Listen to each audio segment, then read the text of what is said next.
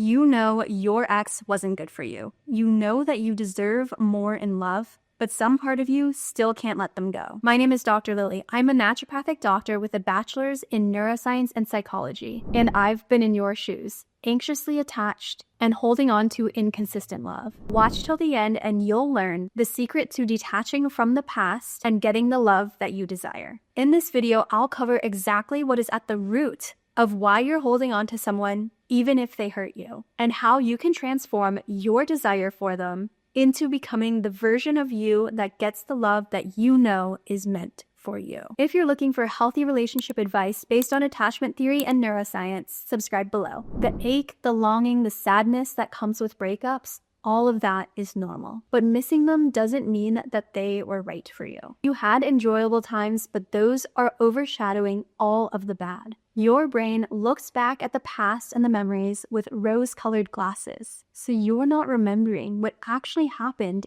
in the relationship. And your brain is just holding on to all of those good memories, which is keeping you stuck and holding on to the past. If they were to come back today, you'd feel excited, relief, and even validation. But you would quickly slip back into your old patterns. Them shutting down, ignoring problems, or getting defensive, oftentimes invalidating how you feel, and you having to walk on eggshells just to keep the peace. Getting them back doesn't mean that anything has changed or that there is really any significant difference. You both need to heal and work on yourselves to even consider getting back together, or the pattern will continue to repeat. Missing them also doesn't mean that they are ready for you or that you're ready for them, because it goes both ways. If anything, you can use that sadness, that longing as fuel to become more aligned with who you authentically are and what you need in a relationship, and become the version of you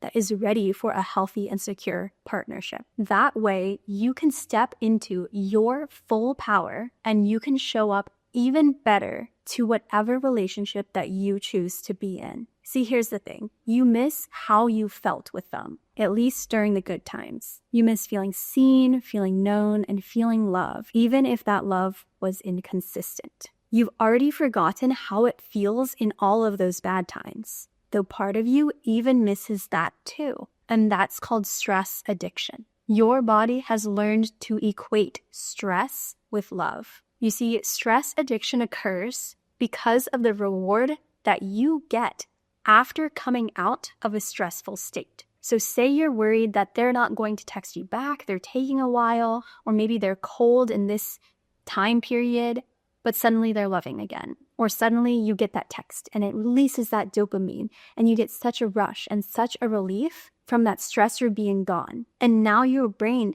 associates the stress of them not being present, of them being cold or not texting you, as something that will then lead to feeling good, receiving a reward. You see, that dopamine is that feel-good hormone that is highly responsible for addiction. And so it keeps you stuck in this loop, chemically addicted to your ex. And that's why it's so hard to let go of them. Because it's not just in your brain or your heart, it's in your biochemistry. You also loved feeling having a prize because you've put them on a pedestal and you see winning them as being proof that you are worthy. When you had them, you felt like you were more worthy. You felt more valuable. And when they're gone, because your worth was tied to something outside of you, those feelings of unworthiness, of not enoughness, of feeling like you'll never be valuable or loved by somebody else, all come rushing back because you placed your value and worth on earning love and the desire of somebody else to have you. Not to mention the oxytocin, vasopressin, and serotonin that get released when you have this person. And because of all of those neurotransmitters, the feel-good hormones, you actually re-trigger yourself on purpose, unconsciously, because it feels so good. Maybe you're remembering old times, looking at pictures, looking at their social media, because it brings back the memory and feeling of those times. And even though it also hurts, you also get the relief and the reward of all those good feelings. In addition, holding on to the past and holding on to those memories keeps you connected and makes you feel like you're closer to them. And part of you is secretly afraid that when you stop missing them, they're gonna be gone forever. And that scares you more than anything. Not because they're going to be gone or the idea that they might be gone, but rather when they are gone, you are no longer distracted from yourself. And all you're left with is you and everything you've been trying not to face. But being left with yourself is actually the best thing that could ever happen to you. It feels scary, terrifying even, because you've spent your whole life running away from you. You've been running from looking at the parts of yourself that you don't want to look at. And this experience is making you look straight at those parts. Maybe you've even felt like you've looked at them, you've addressed them. You're reading the self-help books, you're journaling, you're reflecting. But even all of that is still a distraction because you still aren't feeling what needs to be felt. And as long as you're not feeling, you can't be healing. And your whole life has shown you that it's safer to think about your feelings rather than feel them. But that is the exact thing that has kept you stuck in this loop and attracting unhealthy partners. But as soon as you start facing these parts of you that you have been avoiding and start feeling the emotions that you've been stuffing down, that is when you get exactly what you have been craving. The love, care, and validation you seek in others is actually found inside of you. The feelings that you miss from being with them, they all come from within you. And now you get to discover exactly how you can give that to yourself and thus make you happier and more powerful than you have ever imagined possible. What you've been missing and craving, that thing you're searching for outside of you, is actually what you have never given yourself, but is something that you have always carried within. What you're actually craving is your own internal sense of peace and safety. Sit with that for a moment. See, every feeling that you experience comes from inside. And when you understand this, your life will change.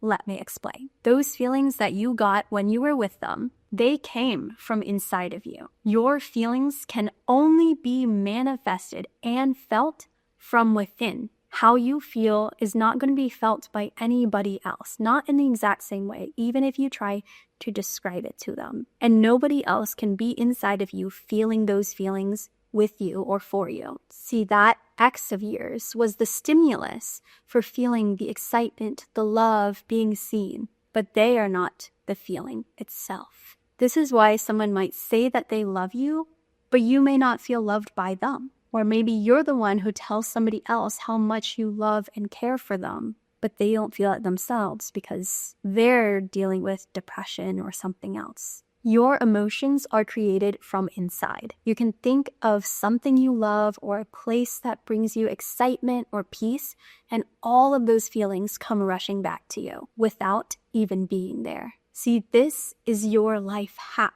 When you learn how to give this to yourself, you become invincible and love becomes easy. You stop attracting and tolerating emotional unavailability or abusive partners or simply dusty. You start attracting someone who shows up for you and loves you in a way that complements how you already love yourself. Because the love that you accept will match the amount of love that you believe that you deserve. So the love that you desire starts with showing love and compassion to yourself. Identify what is it that you really enjoyed or really miss from them? What feelings were you looking for? And now how can you give that to yourself so that you can date and love and be in a relationship from a place of wholeness rather than woundedness? You might be thinking, Dr. Lilli, that sounds like a lot of work. And you know what they say, time heals all wounds.